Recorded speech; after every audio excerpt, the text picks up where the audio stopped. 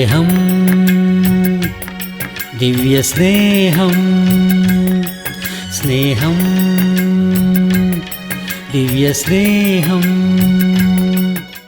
സഭാപ്രസംഗിയുടെ പുസ്തകം 4-ാം അധ്യായം 1-ാം വാക്യം. പിന്നെയും ഞാൻ സൂര്യന് കീഴെ നടക്കുന്ന പീഡനങ്ങളെ എല്ലാം കണ്ടു. പീഡിതന്മാർ കണ്ണുനീരൊഴുക്കുന്നു, അവർക്ക് ആശ്വാസപ്രദൻ ഇല്ല. അവരെ പീഡിപ്പിക്കുന്നവരുടെ കയ്യാൽ അവർ ബലാത്കാരം അനുഭവിക്കുന്നു, എന്നിട്ടും ആശ്വാസപ്രദൻ അവർക്ക് ഇല്ല. പിന്നെയും സൂര്യന് കീഴെ നടക്കുന്ന പീഡനങ്ങളെ എല്ലാം ഞാൻ കണ്ടു. പീഡിതന്മാർ കണ്ണുനീരൊഴുക്കുന്നു, അവർക്ക് ആശ്വാസപ്രദൻ ഇല്ല. അവരെ പീഡിപ്പിക്കുന്നവരുടെ കയ്യാൽ അവർ ബലാത്കാരം അനുഭവിക്കുന്നു, എന്നിട്ടും ആശ്വാസപ്രദൻ ഇല്ല. നിങ്ങൾ ഈ ലോകത്തിലായിരിക്കുന്നുവോ? എന്താണ് മറുപടി പറയാത്തത്? നിങ്ങൾ ലോകത്തിൽ ആയിരിക്കുന്നുവോ? നിങ്ങളുടെ ചുറ്റുമുള്ള ലോകത്തിൽ നടക്കുന്ന കാര്യങ്ങൾ നിങ്ങൾ കാണുന്നുണ്ടോ, കേൾക്കുന്നുണ്ടോ, അറിയുന്നുണ്ടോ? എന്താണ് സംഭവിക്കുന്നത്?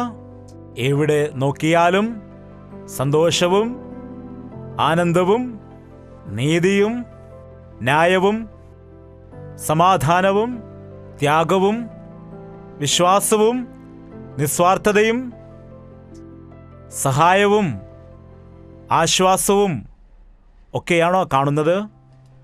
എന്താണ്? എവിടെ നോക്കിയാലും അന്യായവും അനീതിയും അക്രമവും ദുഷ്ടതയും വഞ്ചനയും ചതിയും പാപവും വ്യഭിചാരവും മദ്യപാനവും ദുഷ്ടതയും വർദ്ധിച്ചുകൊണ്ടേയിരിക്കുന്നു. ദൈവമക്കളെ, നിങ്ങൾ എപ്പോഴെങ്കിലും ചിന്തിച്ചിട്ടുണ്ടോ? യേശു സമാധാനത്തിൻ്റെ കർത്താവാണല്ലോ.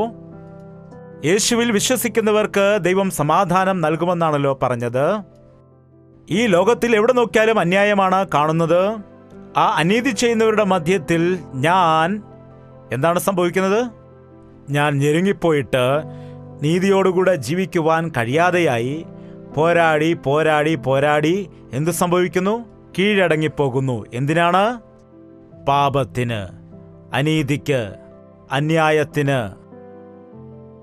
സൂര്യന് കീഴെ നടക്കുന്ന കാര്യങ്ങൾ ശ്രദ്ധിച്ചു നോക്കുക. ഈ കാലത്ത് എത്രയോ ന്യൂസ് ചാനലുകൾ ഉണ്ട്. അതിൽ താഴെ സ്ക്രോളിംഗ് വരാറുണ്ട്. അത് ഞാൻ വായിച്ചുകൊണ്ടിരിക്കുകയാണ്. അത് വായിക്കുന്നത് എനിക്ക് വളരെ ഇഷ്ടമാണ്. അത് വായിച്ചുകൊണ്ടിരിക്കുന്ന സമയത്ത് താഴെ സ്ക്രോളിംഗ് ഒരു 10 മിനിറ്റ് വായിച്ചാൽ വളരെ നല്ലത്, മനോഹരമായിരിക്കുന്നു എന്നൊന്നും നമുക്ക് തോന്നുകയില്ല. എല്ലാം കഷ്ടം കഷ്ടം കഷ്ടം, അയ്യോ ഭയങ്കരമായിരിക്കുന്നു, അയ്യോ കഷ്ടം, അയ്യോ ഹോ ഭയങ്കരം, എല്ലാം കഷ്ടതയാണ്, എല്ലാം ദുഃഖത്തിന്റെ വാർത്തയാണ്. ഭാര്യ ഭർത്താവിനെ കൊല്ലുന്നു, ഭർത്താവ് ഭാര്യയെ കൊല്ലുന്നു, കുഞ്ഞിനെ ഉപേക്ഷിച്ച മാതാവ് പോയി, ലോറി ഇടിച്ചിട്ട് 5 പേർ തൽക്ഷണം മരിച്ചുപോയി, വിവാഹത്തിന് പോയ ആളുകൾ അപകടത്തിൽ മരിച്ചു, എയ്റോപ്ലെയിൻ കാണാനില്ല, ട്രെയിൻ ആക്സിഡന്റ് ആയിരിക്കുന്നു, ലക്ഷക്കണക്കിന് രൂപ മോഷണം പോയി. എന്താണ്? എല്ലാം ഇങ്ങനെ ഭയങ്കരകരമായ വിഷയങ്ങളാണ്, ഗുരുതരമായ വിഷയങ്ങൾ ആണ്. ആ ന്യൂസ് സ്ക്രോളിങ്ങിൽ ലോകത്തിൽ നടക്കുന്ന എല്ലാ കാര്യങ്ങളും ഇങ്ങനെ പെട്ടെന്ന് കുറച്ച് കൊണ്ടുവരികയാണ് ചെയ്യുന്നത്. നമ്മുടെ മലയാളം ന്യൂസിൽ ഇത്രമാത്രം വാർത്തകൾ വരുന്നുണ്ടെങ്കിൽ ലോകം മുഴുവൻ നോക്കുകയാണെങ്കിൽ എത്രമാത്രം വാർത്തകൾ ഉണ്ടാകും. എവിടെ നോക്കിയാലും പീഡനം, അന്യായം, അക്രമം, മനുഷ്യത്വമേ ഇല്ല, ത്യാഗം, ദയ, ഇതൊന്നും കേൾക്കുവാനേ ഇല്ല. എവിടെ തിരിഞ്ഞു നോക്കിയാലും ഇവർ മനുഷ്യർ തന്നെയാണോ അതോ മൃഗങ്ങളാണോ എന്ന സംശയം ഉണ്ടാക്കുന്നതായ പ്രവൃത്തികൾ. അത്ര ഭയങ്കരകരമായ ഒരു അവസ്ഥയിലാണ് ഇന്ന് നാം ലോകത്തിലായിരിക്കുന്നത്. കർത്താവിന്റെ വരവ് സമീപം ആയിരിക്കുന്നത് കൊണ്ട് സമയം ഇനി അധികമില്ലെന്ന് അറിഞ്ഞിരിക്കുന്ന സാത്താൻ അടങ്ങിയിരിക്കാതെ ആരെ വിഴുങ്ങേണ്ടുന്നു എന്ന് നോക്കിക്കൊണ്ട് ഈ ലോകത്തിലുള്ള മനുഷ്യരെ എങ്ങനെ എന്റെ പക്ഷത്താക്കി മാറ്റാൻ കഴിയും എന്ന് വിചാരിച്ച് അവൻ കെണിയൊരുക്കിക്കൊണ്ട് മനുഷ്യരെ വീഴ്ത്തുവാൻ വലയൊരുക്കി കാത്തിരിക്കുകയാണ്. ഈ ദിവസം എത്രയോ ആളുകൾ ദുഃഖത്തിലായിരിക്കുന്നു, നിരാശയിലായിരിക്കുന്നു, രോഗത്താലായിരിക്കുന്നു, കഷ്ടതയിലായിരിക്കുന്നു. ശരി, പാപത്തിന്റെ ശമ്പളം മരണം ആകുന്നു. പാപിക്ക് ദുരിതം വരുന്നത് സാധാരണമാണ്. എന്നാൽ ഇങ്ങനെയുള്ള ലോകത്തിൽ ആയിരിക്കുന്ന ദൈവത്തിൽ വിശ്വസിച്ചിരിക്കുന്നവർ കർത്താവിനെ സ്വന്തം രക്ഷിതാവായി സ്വീകരിച്ചവർ, കർത്താവിന്റെ സാക്ഷിയായി ജീവിക്കുവാൻ ആഗ്രഹിക്കുന്നവർ സുഖമായിരിക്കുന്നുവോ? അവരുടെ ശോധന വേറെയാണ്, നമ്മുടെ ശോധനയും വേറെയാണ്. എന്നാൽ നമ്മുടെ ജീവിതത്തിലും എന്തുണ്ട്? ശോധനകൾ ഉണ്ട്. ആ കാലത്ത് സൊദോം ഗൊമോറ പട്ടണത്തെ ദൈവം നശിപ്പിക്കും എന്ന് പറയുന്ന സമയത്ത് അബ്രഹാം ഒരു കാര്യം പറഞ്ഞു: ദൈവമേ, ദുഷ്ടന്മാരോട് കൂടെ നീതിമാന്മാരെയും നീ നശിപ്പിച്ചു കളയുമോ? കുറഞ്ഞത് 10 പേരുണ്ടെങ്കിൽ ആ പട്ടണത്തെ ഞാൻ നശിപ്പിക്കില്ലെന്ന് പറഞ്ഞു. എന്നാൽ 10 പേര് പോലും ഇല്ലെങ്കിൽ ഞാൻ എന്താണ് ചെയ്യേണ്ടത്? ഇത്രയധികം ആളുകൾ തങ്ങൾക്ക് ഇഷ്ടമുള്ളതുപോലെ ജീവിക്കുമ്പോൾ, 10 പേർ നീതിമാന്മാർ പോലും ഇല്ലാതിരിക്കുമ്പോൾ എനിക്കെങ്ങനെ ക്ഷമിക്കാൻ കഴിയും? യെഹെസ്കേലിന്റെ കാലത്ത് പറയാനിടയായി, ഒരാളുണ്ടായാൽ മതിയെന്ന് പറഞ്ഞു. നീതിമാനായ ഒരുവൻ നിന്നുകൊണ്ട് കണ്ണുനീരൊഴുക്കി പ്രാർത്ഥിച്ചാൽ ഞാൻ ആ പട്ടണത്തെ നശിപ്പിക്കില്ല എന്ന് പറഞ്ഞു. ഇങ്ങനെയുള്ള ശോധനകളിൽ കൂടി നാം കഷ്ടത അനുഭവിക്കുമ്പോൾ, വിഷമിക്കുന്ന സമയത്ത് നിങ്ങളിൽ എത്ര പേർ ചിന്തിക്കുന്നുണ്ട്, യേശുവിൽ വിശ്വസിച്ചുകൊണ്ട് എനിക്ക് എന്ത് കിട്ടി, എന്ത് ഗുണമുണ്ടായി? ദൈവമെന്ന് പറഞ്ഞുകൊണ്ടിരുന്നാൽ എന്ത് ലഭിക്കും? മനസ്സാക്ഷിയെ നോക്കിക്കൊണ്ട് ജീവിച്ചാൽ എന്ത് പ്രയോജനം എന്ന് നിങ്ങൾ ചിന്തിച്ചിട്ടുണ്ടോ? കൈ ഉയർത്തേണ്ട. ചിന്തിച്ചിട്ടുണ്ടോ? ഉണ്ട്. ശരി, നിങ്ങൾ ചിന്തിച്ചില്ല എങ്കിൽ മറ്റുള്ളവർ നിങ്ങളെ ചിന്തിപ്പിക്കാൻ ഇടയാക്കും. നിനക്ക് എന്ത് കിട്ടി ഇപ്പോൾ? പ്രാർത്ഥന എന്ന് പറഞ്ഞ പോലെ നിനക്ക് എന്ത് കിട്ടിയിട്ടുണ്ട് ഇപ്പോൾ? നിനക്ക് എന്ത് പ്രയോജനമുണ്ടായി? പ്രാർത്ഥന, ദൈവം എന്ന് പറഞ്ഞിട്ട് നിനക്ക് എന്താണ് കിട്ടിയത്? നിന്റെ പ്രശ്നം എവിടെയാണ് മാറിപ്പോയത്? ഇപ്പോഴും നിനക്ക് കഷ്ടതയും ബുദ്ധിമുട്ടും ഉണ്ടല്ലോ എന്ന് പറഞ്ഞുകൊണ്ട് അടുത്തുള്ള ആളുകൾ നമ്മളെ ബലഹീനരാക്കാൻ നോക്കും. അങ്ങനെയുള്ള സമയത്ത് നമുക്ക് എന്ത് സംഭവിക്കും? മനുഷ്യന് 2 കാര്യങ്ങളെ ചെയ്യാൻ കഴിയൂ. ഒന്നുകിൽ മറുത്തു പറയും, അല്ലെങ്കിൽ കുത്തിയിരുന്ന് കരയും. എന്താണ്? ഒന്നുകിൽ തിരിച്ചു പറയും, അല്ലെങ്കിൽ കുത്തിയിരുന്ന് കരയാനിടയാകും. നമ്മളാരും ദുഷ്ടന്മാർ അല്ലല്ലോ. ദുഷ്ടന്മാരായിരുന്ന നമ്മെ ദൈവം തൻ്റെ മക്കളാക്കി മാറ്റിയെടുത്തല്ലോ. നാം ദുഷ്ടന്മാരല്ലാത്തതുകൊണ്ട് നമ്മെ വഴക്കുണ്ടാക്കുന്നവരോട് നാം വഴക്കുണ്ടാക്കില്ല, നമ്മെ ചീത്ത വിളിക്കുന്നവരോട് നാം ചീത്ത വിളിക്കില്ല, നമ്മെ അടിക്കുന്നവരെ നാം അടിക്കില്ല, നമുക്കെതിരെ കേസ് കൊടുത്താൽ നാം അവർക്കെതിരെ കേസ് കൊടുക്കില്ല. പിന്നെ എന്താണ് ചെയ്യുന്നത്? ബാക്കിയുള്ളത് ഒരേ ഒരു കാര്യമാണ്. അതെന്താണ്? നോക്ക്, എന്താണ് അവിടെയുള്ളത്? പീഡിതന്മാരായവർ, അതായത് ആശ്വസിപ്പിക്കാൻ ആരുമില്ലാത്തവർ, കഷ്ടമനുഭവിക്കുന്ന സമയത്ത് ആശ്വസിപ്പിക്കുവാൻ ആരും അടുത്ത് ഇല്ലാത്തവർ, ദൈവത്തിൻ്റെ മക്കളായവർ എത്രയോ ആളുകൾ ഇന്ന് ദുഃഖത്തിലായവരുണ്ട്. കഷ്ടതകളുണ്ട്. കഷ്ടതകൾ മാറ്റാൻ വേണ്ടിയല്ല ഞാൻ ഇങ്ങോട്ട് വന്നത്. നിങ്ങളുടെ കഷ്ടത മാറ്റാനാണ് ഞാൻ ലോകത്തിലേക്ക് വന്നതെന്ന് യേശുക്രിസ്തു പറഞ്ഞിട്ടില്ല. നിങ്ങൾക്ക് ലോകത്തിൽ കഷ്ടതയില്ലെന്നാണോ? ബുദ്ധിമുട്ടില്ലെന്നാണോ? കഷ്ടതയുണ്ടാകും, എങ്കിലും ധൈര്യപ്പെടുവിൻ. ഞാൻ ലോകത്തെ കരയണ്ട, നിങ്ങൾ ഭയപ്പെടേണ്ട, നിങ്ങൾ ധൈര്യപ്പെടുവിൻ. നിങ്ങളുടെ കഷ്ടതയിൽ നിങ്ങളെ മനുഷ്യർ ആശ്വസിപ്പിച്ചില്ലെങ്കിൽ എങ്ങനെയുള്ള കഷ്ടതയാണ് നമുക്കുണ്ടാകുന്നത്? പറയൂ. ശാരീരികമായ കഷ്ടത, ശാരീരികമായ രോഗങ്ങൾ, ശാരീരികമായ കഷ്ടതയെക്കുറിച്ച് നിങ്ങൾ വിഷമിക്കേണ്ട കാര്യമില്ല. ശാരീരികമായ ബലഹീനതയും ശാരീരികമായ രോഗങ്ങളും, മഴ വന്നതുകൊണ്ട്, വെയിൽ കൊണ്ടതുകൊണ്ട്, ആഹാരം സമയത്ത് കഴിക്കാത്തത് കൊണ്ട്, വീട്ടിൽ ഭക്ഷണം കഴിക്കാതെ എപ്പോഴും വെളിയിൽ നിന്ന് കഴിച്ചാൽ നിങ്ങൾക്ക് രോഗം വരാതിരിക്കുമോ? കൊച്ചു കുഞ്ഞുങ്ങളെപ്പോലും ശരിയായി വളർത്തുകയില്ല, അവർക്ക് സമയത്ത് ആഹാരം കൊടുക്കുകയില്ല. ഹൃദയത്തിൽ ഹോളുണ്ടെന്ന് പറയുന്നു. നീ ഗർഭിണിയായിരുന്നപ്പോൾ ആഹാരം കഴിച്ചിരുന്ന സമയത്ത് ഗർഭത്തിൽ കുഞ്ഞു വളരണമെങ്കിൽ അതിന് ശരിയായ ആഹാരം കിട്ടണം, ഇല്ലെങ്കിൽ അത് നല്ലവണ്ണം വളരാനിടയാകില്ല. അതിന് ദൈവത്തോട് പറയണ്ട, ദൈവത്തെ കുറ്റം പറയണ്ട, അത് നിന്റെ കുറവാകുന്നു. ശാരീരികമായ ബലഹീനതകളിൽ നിന്ന് വിടുതൽ ലഭിക്കണമെങ്കിൽ ശാരീരികമായ വിഷയങ്ങളിൽ ജാഗ്രതയോടെ ആയിരിക്കുക. ആഹാരം കഴിക്കുന്ന വിഷയത്തിൽ, വിശ്രമമെടുക്കുന്ന വിഷയങ്ങളിൽ ജാഗ്രതയോടെ ആയിരിക്കുക.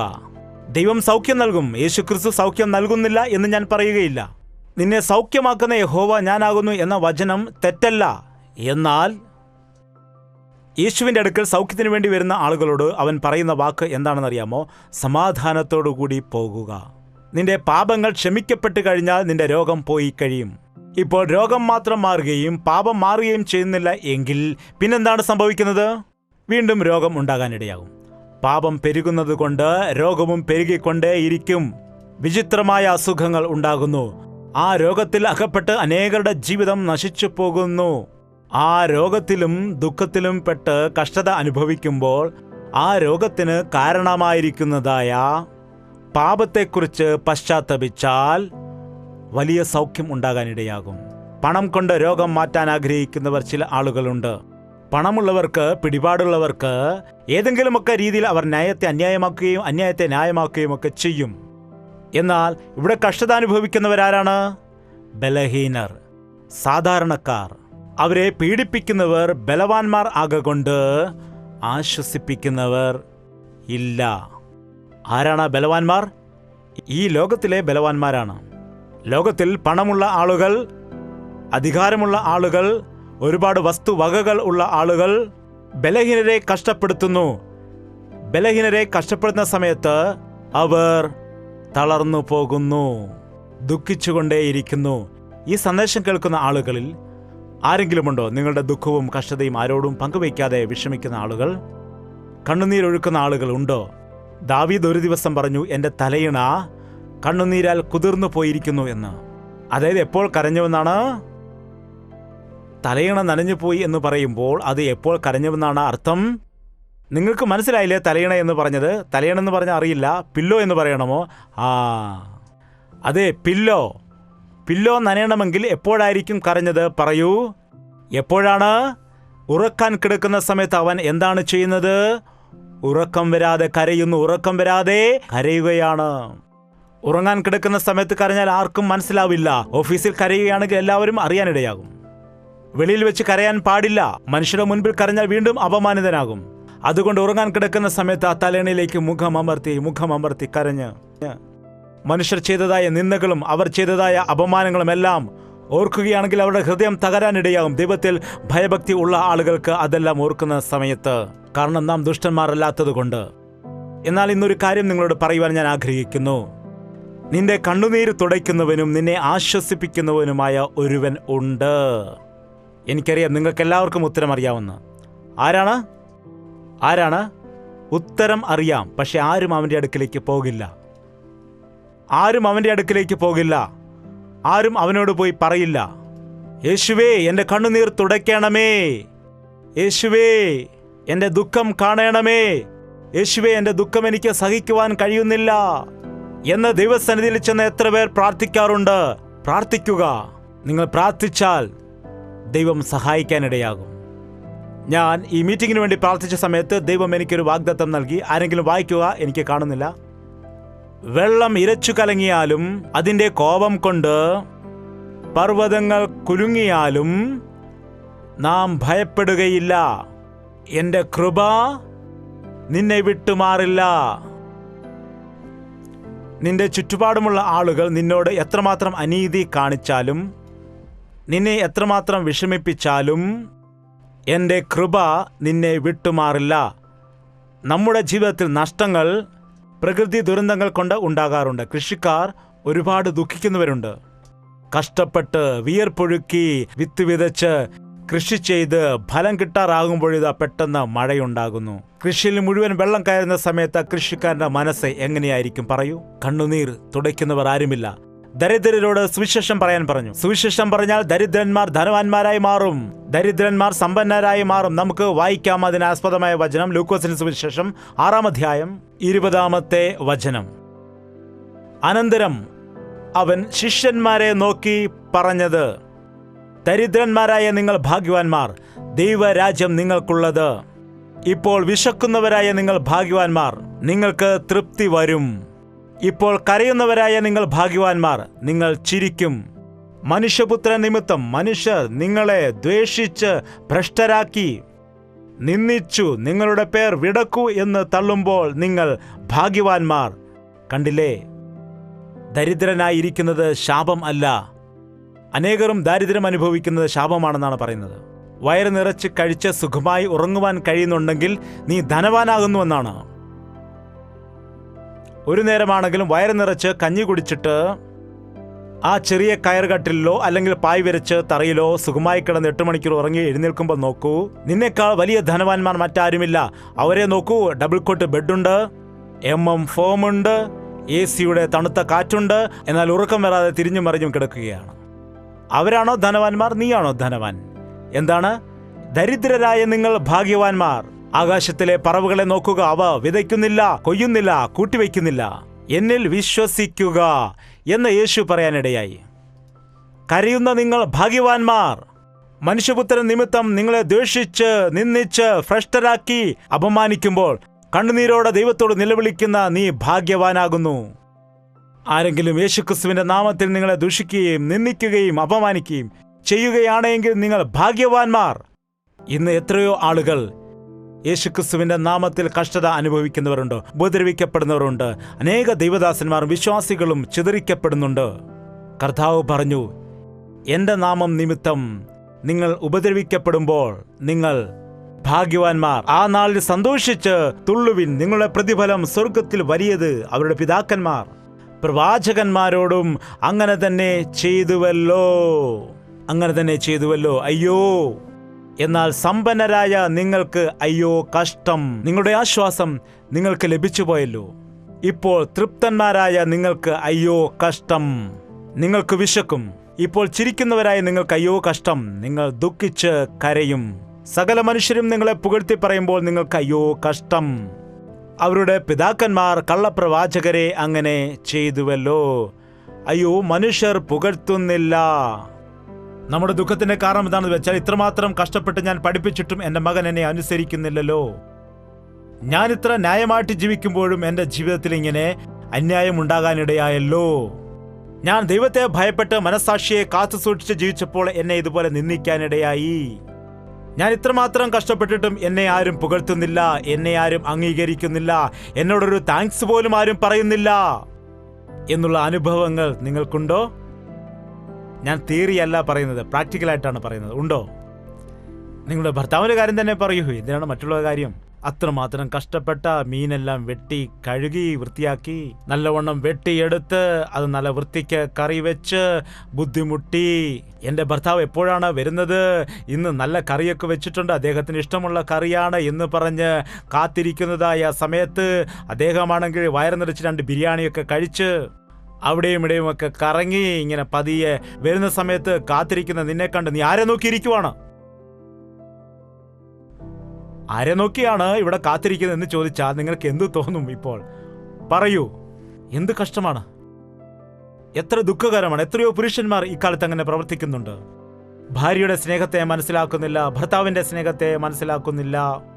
ഇന്ന് അനേക ഇടങ്ങളിലും ഭാര്യ ഭർത്താക്കന്മാരുടെ ഇടയിൽ അവർ പരസ്പരം മനസ്സിലാക്കുകയോ അംഗീകരിക്കുകയോ ചെയ്യുന്നില്ല. അവർ ചെയ്യുന്ന ജോലിയെ അവർ അംഗീകരിക്കുന്നില്ല.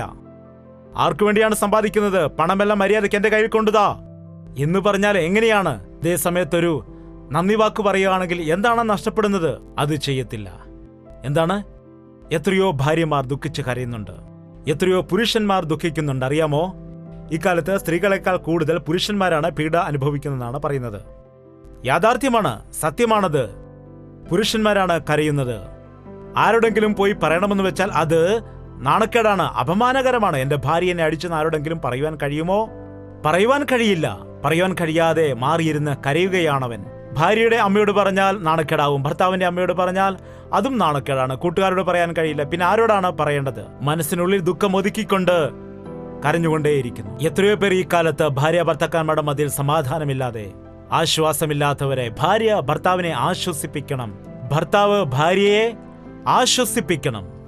രോഗം വന്ന് ഭാര്യ കിടക്കയിൽ കിടക്കുമ്പോൾ അവളെ കുറ്റം പറയുകയല്ല, മറിച്ച് സാരമില്ല, ദൈവം സൗഖ്യമാക്കുമെന്ന് പറഞ്ഞ് പ്രാർത്ഥിച്ച് അവളെ ബലപ്പെടുത്തി ചേർത്ത് നിർത്തേണ്ടതിന് പകരമായി നിനക്ക് രോഗം വന്നിരിക്കുന്നു, ഇനി നിന്നെക്കൊണ്ട് ഒന്നിനും കഴിയില്ല, ഞാൻ വേറെ വിവാഹം കഴിക്കുമെന്നാണ് പറയുന്നത്. ഞാൻ എവിടെ പോയി പണം ഉണ്ടാക്കും, എങ്ങനെ ഞാൻ കടം വാങ്ങും എന്ന് പറഞ്ഞ് എത്രയോ ആളുകൾ ആശ്വാസമില്ലാത്തവരായി ജീവിക്കുന്നു. കർത്താവിന്റെ നിമിത്തം മനസാക്ഷി കാത്തു സൂക്ഷിച്ച് വഞ്ചന ചെയ്യാതെ, ചതിവ് ചെയ്യാതെ, കള്ളം പറയാതെ ജീവിക്കുന്നവർക്ക് സമ്പത്ത് കുമിഞ്ഞുകൂടില്ല. നിങ്ങൾ നോക്കുക, എവിടെയുണ്ട്? വിശ്വസ്തയോടുകൂടി ജോലി ചെയ്തിട്ട് ജീവിതാവസാനം വരെ വിശ്വസ്തയോടെ ജോലി ചെയ്ത് റിട്ടയർഡ് ആകുമ്പോൾ ഒരു വീട് കെട്ടാൻ പോലും കഴിയുന്നില്ല. എന്നാൽ കഴിഞ്ഞ ദിവസങ്ങളിൽ ബിസിനസ് ആരംഭിച്ച ആളുകൾ 10 നില ബിൽഡിംഗ് ആണ് ഉണ്ടാക്കുന്നത്. എന്താണത്? എന്തൊരു വ്യാപാരമാണ്! ന്യായത്തോടുകൂടി വ്യാപാരം ചെയ്യുകയാണെങ്കിൽ പോലും ഒരു പരിധിയിൽ മാത്രമേ അവന് സമ്പാദിക്കുവാൻ കഴിയൂ. എന്നാൽ എക്സ്ട്രീം റിച്ച് പീപ്പിൾ ആയെങ്കിലും ഓർക്കുക, അത് തെറ്റായ വഴിയിൽ കൂടിയുള്ളതാണ്, തെറ്റായിട്ടുള്ള സമ്പാദ്യമാണെന്നാണ്. എങ്ങനെയെങ്കിലും പണമുണ്ടാക്കുവാൻ ശ്രമിക്കുന്നു. ഈവൻ ദൈവദാസന്മാർക്ക് പോലും ഈ കാലത്ത് ഇങ്ങനെയുള്ള ഭ്രാന്ത് പിടിച്ചിരിക്കുന്നു. വളരെ സങ്കടമാണ്, വളരെ വേദനാജനകമാണ്. വലിയ വലിയ ചർച്ചകളും മറ്റും പണിയണം, വലിയ വലിയ ദൈവദാസൻ എന്നുള്ളതായ പേർ സമ്പാദിക്കണം എന്ന് പറഞ്ഞിട്ട് തെറ്റായ വഴികളിലൂടെ വചനത്തിനെതിരായിട്ട് നീ പ്രവർത്തിച്ചാൽ നിനക്ക് പണിയാൻ കഴിയില്ല. ഇന്ന് പണം സമ്പാദിക്കുന്ന നിനക്ക് സ്വർഗത്തിൽ സീറോയാണ്. നിനക്ക് സ്വർഗത്തിൽ പ്രതിഫലം അധികമാകണമെങ്കിൽ ഈ ലോകത്തിലുള്ള നിന്റെ സമ്പത്തിനെ ദൈവത്തിന്റെ നാമത്തിനു വേണ്ടി കളയുവാൻ, കണ്ണുനീരോടെ വിതയ്ക്കുന്നവൻ സന്തോഷത്തോടുകൂടെ കൊയ്യുന്നു എന്ന് ദൈവത്തിന്റെ വചനത്തിൽ നമുക്ക് കാണുവാൻ കഴിയും. വിത്ത്, ഫലം. ഒരു മനുഷ്യന് പണം നൽകുന്നതല്ല സന്തോഷം. പണം കൊടുത്തിട്ട് ഇത്രയും ആളുകളുടെ സ്നേഹം പിടിച്ചുപറ്റാൻ കഴിയുമോ? അല്ലെങ്കിൽ ഇങ്ങനെയുള്ള ബന്ധം ഉണ്ടാക്കിയെടുക്കുവാൻ കഴിയുമോ? ഇങ്ങനെ നാം ദൈവത്തിന്റെ വചനത്തിൽ കൂടി, ദൈവത്തിന്റെ സ്നേഹത്തിൽ കൂടി നാം അടുക്കപ്പെട്ടവരാണ്. അല്ലാതെ ഇവിടെ നിങ്ങൾക്ക് ഭക്ഷണം തരാം, നിങ്ങൾക്ക് വസ്ത്രം തരാം, വരൂ, നിങ്ങളെ വാനിൽ വീട്ടിൽ കൊണ്ടാക്കാം, വീട്ടിൽ നിന്ന് വാനിൽ തന്നെ പിക്കപ്പ് ചെയ്യാം എന്നൊക്കെ ഞാൻ പറഞ്ഞു വരികയായിരുന്നുവെങ്കിൽ ഈ സംതൃപ്തി ഉണ്ടോ? ദുഃഖിക്കുന്നതായ ആളുകൾ, ഈ ദിവസം നിങ്ങളോട് ഞാൻ പറയുവാൻ ആഗ്രഹിക്കുന്നത് എന്താണെന്ന് വെച്ചാൽ, എത്രയോ നഷ്ടങ്ങളിലേക്ക് നിങ്ങൾ അകപ്പെട്ടു പോയാലും, എത്രയോ കഷ്ടങ്ങളിൽ നിങ്ങൾ ആയിപ്പോയാലും, നിങ്ങളുടെ ജീവിതത്തിൽ എല്ലാ വിഷയങ്ങളിലും പരാജയനായി, എൻ്റെ ജീവിതത്തിൽ എനിക്കൊന്നും ചെയ്യാൻ കഴിയില്ല, ഇനി എനിക്കൊന്നും നേടുവാൻ കഴിയുകയില്ല, എൻ്റെ വ്യക്തിപരമായ ജീവിതം ഇങ്ങനെ ആയിപ്പോയി, എൻ്റെ കുടുംബജീവിതം ഇങ്ങനെ തകർന്നു പോയി, എൻ്റെ വ്യാപാരം ഇങ്ങനെ നഷ്ടപ്പെട്ടു പോയി, എൻ്റെ ജീവിതം ഇങ്ങനെ ആയിപ്പോയിരിക്കുന്നു, ഞാൻ ഇനി എന്താണ് ചെയ്യേണ്ടത് എന്നുള്ള ദുഃഖത്തോടെ ആയിരിക്കുന്നവരോട് ഇന്ന് ദൈവം പറയുന്നത് എന്താണെന്ന് വെച്ചാൽ, നിന്നെ ആശ്വസിപ്പിക്കുന്നവനായി ഞാനുണ്ട്. തലകൾ വണക്കും, നമുക്ക് പ്രാർത്ഥിക്കാം. അവന്റെ സന്നിധിയിൽ നീ ആയിരിക്കുന്ന സമയത്ത് നിന്റെ കണ്ണുനീർ തുടയ്ക്കുവാൻ അവൻ മതിയായവനാണെന്ന് ഓർക്കുക. ഏത് പ്രശ്നത്താലാണ് നീ ബുദ്ധിമുട്ടിക്കൊണ്ടിരിക്കുന്നത്? ഏത് ദുഃഖത്താലാണ് നീ കണ്ണുനീർ ഒഴുക്കിക്കൊണ്ടിരിക്കുന്നത്?